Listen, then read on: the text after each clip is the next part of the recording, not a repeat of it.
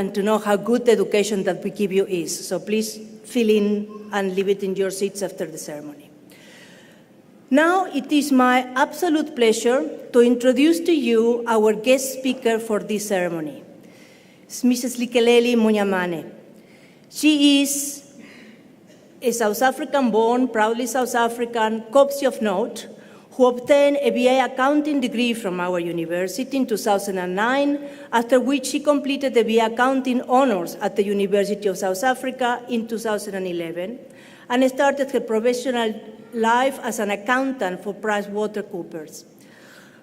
While at PricewaterhouseCoopers, Monyamane worked as a trainee accountant in the assurance division. She successfully passed her board exams and qualified as a chartered accountant in February 2014. She's the founding director of Inspire Innovation, a consultancy company based in Maseru, Lesotho, where she has worked for the past 2 years. In 2018, she will join PricewaterhouseCoopers in Wexford, Ireland, where she will continue to develop her professional career. She serves on several board committees, including the National Museum Bloemfontein Audit and Risk Committee and the board of Touch Road International. She's the youngest member to have been appointed onto the Council of the University of the Free State, where she also is part of the Audit and Risk Committee as well as the Finance Committee. Likeleli was the first woman to be elected as chairperson of the Free State chapter of the Association for the Advancement of Black Accountants in Southern Africa, ABASA, in 2015. She's a former curator of the World Economic Forum Global Shapers Maseru's Hub, and she has represented the Hub at the annual curators meetings in Geneva, Switzerland. She's also a founder of the Lesotho Young Professional Forum, a platform that she uses to advance youth development and economic empowerment. She's a sought-after speaker who has been a youth representative at the 2017 United Nations Development Program's Lesotho Foresight and Planning Conference, as well as a panelist at the first Mandela Road Summit held outside South Africa at the National University of Lesotho. She was recently one of 15 young leaders elected to represent Lesotho as participants in the Mandela Washington Fellowship in the United States, where she attended a business and entrepreneurship institute based at Cambridge College in Massachusetts. She's currently pursuing a Master's of Business Administration through the African Leadership University in Kigali, Rwanda. And for all the young women in the audience, Likeleli is also a mother, which is another example that we are the best on earth at multitasking. It is now my honor and my pleasure to call Likeleli Monyamane to address us. Thank you very much.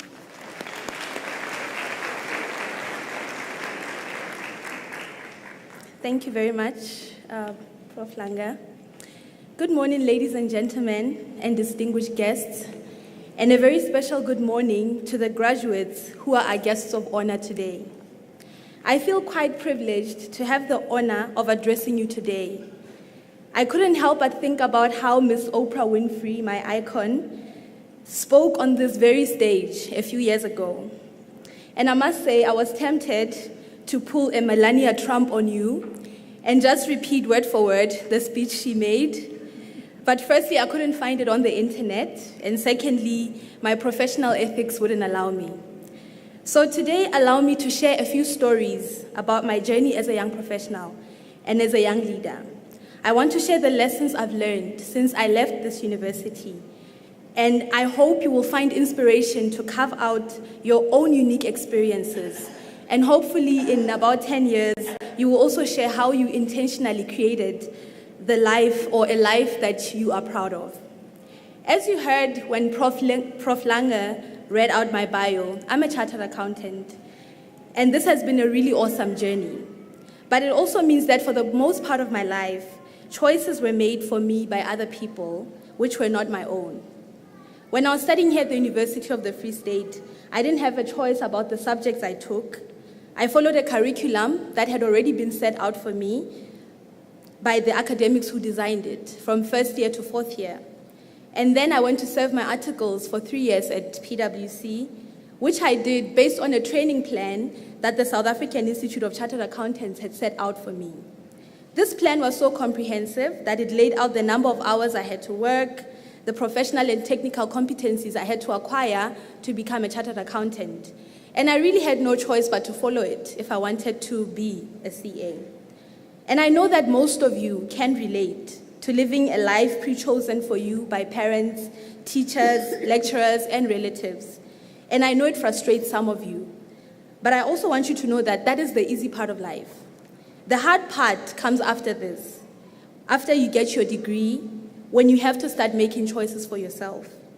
You can choose to cruise through life without intention. You can choose to work for a certain company because maybe your parents work there.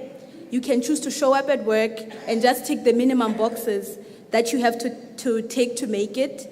Or you can choose to define the rest of your journey for yourself, and you can choose to define the person you will evolve into being in this journey. I realized in my first year of articles that I could choose to just be a number cruncher who sat in front of the computer all day. I could choose to aspire to be a wealthy CFO who worked herself to death during the year just so that I can afford the finer things in life. Or I could choose to use my skills, talents, and resources to contribute to solving some of the challenges that our country and our continent are faced with today. So I decided to do the latter. Doing this required me to change my mindset from thinking that my degree and my qualification were destinations to be reached, and to realize that there were tools I could use to effect the change I want to see in my community, country, and continent. So today, as you sit here, waiting in anticipation for your degrees to be conferred on you, I urge you to realize that getting this degree is not the destination. Up until now, your journey has been defined by someone else. It's now up to you to find your individual answer to the question, now what? Now that you have this degree, this knowledge, and the social standing that comes with it, what are you going to do with it? In choosing the kind of professional I wanted to be, I asked myself the following questions. What do I want my life to stand for? How do I want people to feel about, or how do I want to feel about myself when I turn 35? What do I want people to say about me? Based on my responses, I sought out opportunities to serve because I realized that if I didn't learn how to serve while I didn't have a professional qualification, I would most likely not be keen to do it afterwards. I then joined Abasa, and I served there for 6 years. I went from being a member who was tutoring matric students in the township, and then I served as a treasurer. Then I launched the Abasa Leadership Program in the Free State, as well as on the UFS campus, providing mentorship to Tutuka students. And eventually I was elected as the first female chairperson of the Free State chapter. If I had to describe my time at Abasa in a phrase, I would use John Maxwell's words. The first step to leadership is servanthood. It was in serving in this organization that I learned about myself and developed my leadership skills. I grew from being a shy and timid young girl to being a young leader who was not afraid to take risks.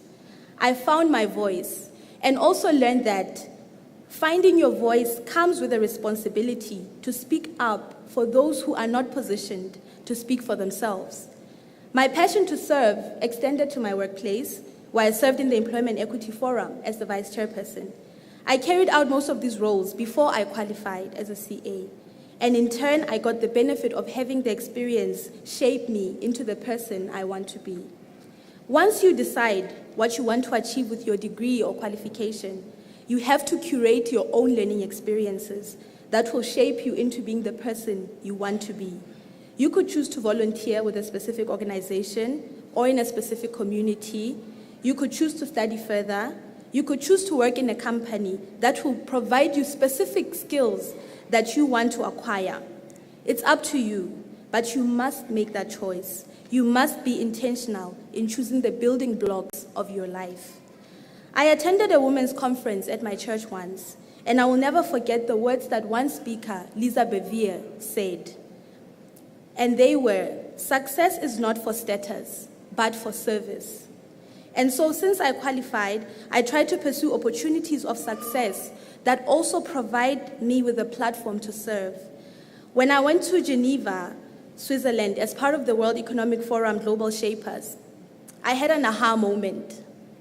I realized that in any given day, there are people sitting around important tables, discussing important issues, and shaping policies and agendas of our generation. It dawned on me that had it not been of my education, I probably wouldn't have had access to these tables. I've been involved as a council member at this university for close to 3 years now, and at every meeting, I'm reminded of this, that more and more young people need to use their education as a tool to position them to influence decisions and policies so that this country and the African continent as a whole can be steered into a better direction.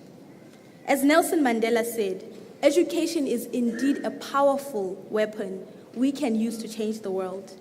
Therefore, when you leave here today with your qualification in hand, I urge you to walk tall, because indeed you have achieved something great. You have worked hard to get here, and we are proud of you. I also want you to walk with the realization that you hold a tool in your hand, and you can use that tool for social, political, and economic change in your country. You can use it to shape decisions and to influence change that this country and this continent so desperately need. You can use your education for the good and for the benefit of others. Thank you.